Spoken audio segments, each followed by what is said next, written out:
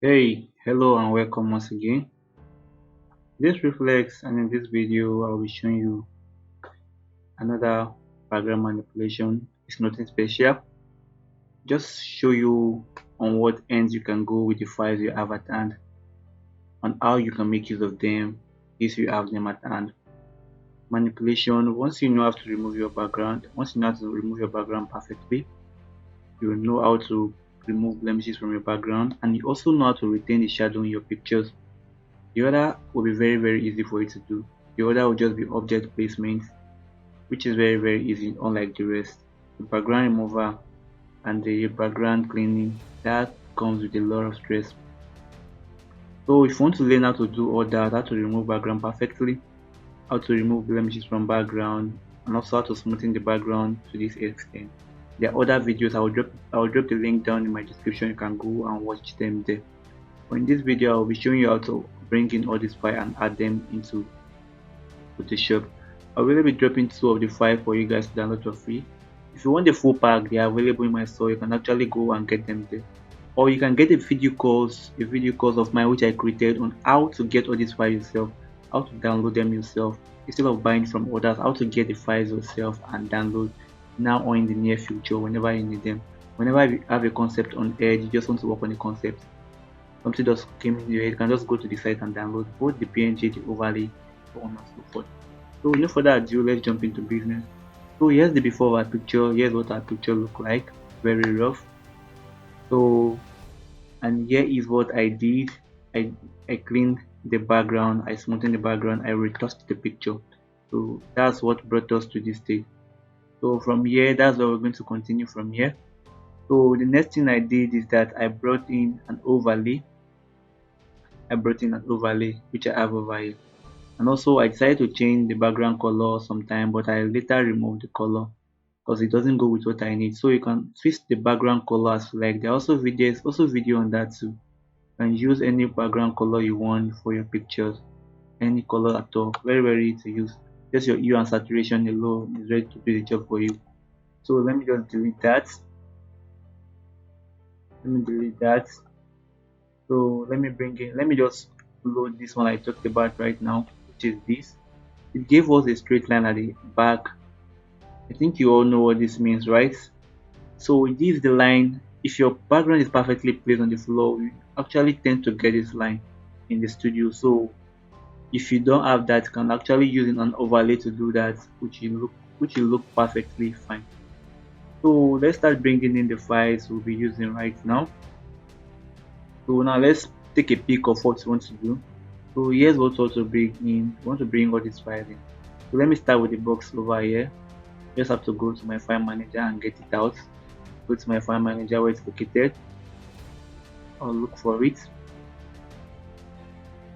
Search for it. Okay, here is it over here. And luckily it has its own shadow, so I don't have to create any shadow for it again. All I just need to do is to drag it into Photoshop, then place it where I want it to be. So I'll just have to place it here. I'll increase the size if it's not big enough. I'll increase the size. Then I'll place it, which is perfectly okay right now. So the next one, I'll bring in the other one which is over here. I'll bring it in. So let me turn this off back again. I'll still go back to my file manager. So I'll search for where that is also located and I'll also drag it in. So let's look for it.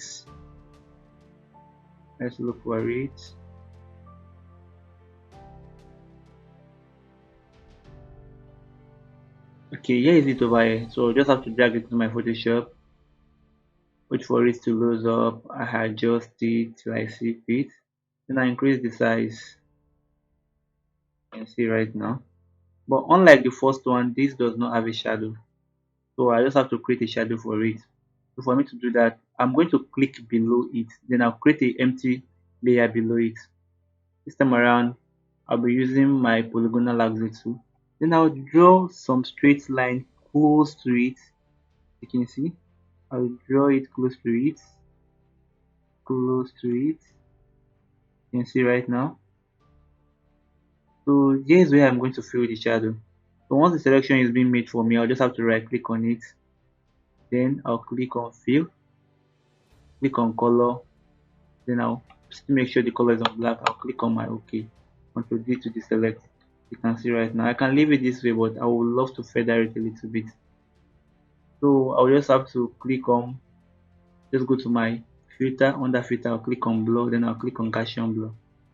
So 8.6 is okay, then I'll click on my OK. You can see right now I've already added the shadow for the file we just brought in. So the next thing I'll be bringing in is the curtain, which is over here. Just have to go back to my file manager again. Then I'll search where the curtain is located. So I'll just click on it, drag it back to my Photoshop, drag into my Photoshop. Sorry, let me turn this off. You can see. So here is what just brought in. Ctrl T to transform. Just have to reduce the size till you see fit. You can see right now. So place it. Here's how I want to place it. You can see we brought almost everything we promised to bring in. So we can just leave it this way. You can as well leave it this way, or you can just keep bringing in files till you see fit. But this is okay for me. So just like to stop here. But there's something we are here to bring in, which is the work log. So let me create a space for it. I'll just move this background to the side a little bit, and I'll still go back to the file manager again. Then I'll look for where the clock is located. Then I'll bring it into Photoshop. So I'll keep searching for it until I see it. Okay, this is the one we'll be using. So I have to take it to my Photoshop. You can see right now. Just reduce the size.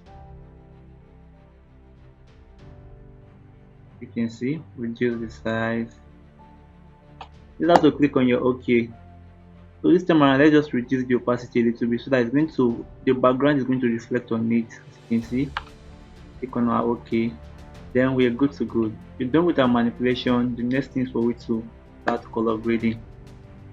So for we to start color grading now, let's start with our vintage. Let's add a little bit of vintage to the picture. So as you all know, we are going to click on the uppermost layer we are working on, which is the uppermost layer right there is the layer named this Dodge and Bond. So I'll click on it. Then I'll click on my critical marker tool, hold down my shift key, then I'll circle around it. This time around I'll invert the selection again, Ctrl Shift and I. Then I'll go to my adjustment layer. I'll click on solid color. I'll fill it black. So I'll click on the marks, then I'll click on my feather. I'll feather it. It's too much. You can see, just have to reduce the opacity right now. Reduce the opacity. If it's too much, just bring down the opacity and you're going to get something nice. So let's add some loads to it to make our picture pop out a little bit. So I'll be using two lots here. I'll be using three lots in particular. I'll be using Andorra Standard, I'll be using Chocolate, and I'll be using Natural Color. So I'll go back to my adjustment layer, click on it, click on Color Lookup. The first color lookup, let's look for the Andorra Standard. I'll click on it. You can see it created shadow for us, but it created shadow for all the entire image. Give us a new look.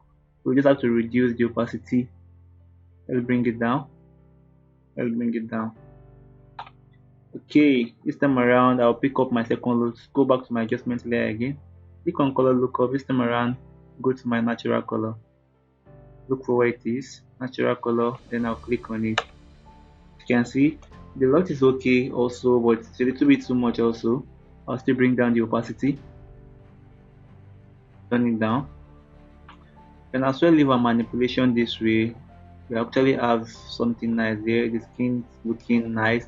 The backgrounds are also nice, but as you all know, I'm a low light type, so I'll just go for my chocolate color, then add it to it. Just have to go back to the adjustment layer again, and I'll click on my color lookup again, load 3D lots. I'll just go to my melon chocolate. You can see, click on it. It's perfect for our picture. If it's too much, just bring the opacity down. You can see you can as well use 5-6 lots for your picture until you get what you need. So there's no amount of lots can use in a picture that is too much, as long as you know how to manipulate them from one another. So I hope this video helps a lot. If it does, please drop a like, and also don't forget to subscribe to my channel and also turn on the notification icon to stay updated about my latest video. Thanks for watching, guys. If you're interested in getting any of my files, they are available in my store. You can actually get them there and upgrade your picture editing skill in this 2023. See you guys on my next tutorial. One love.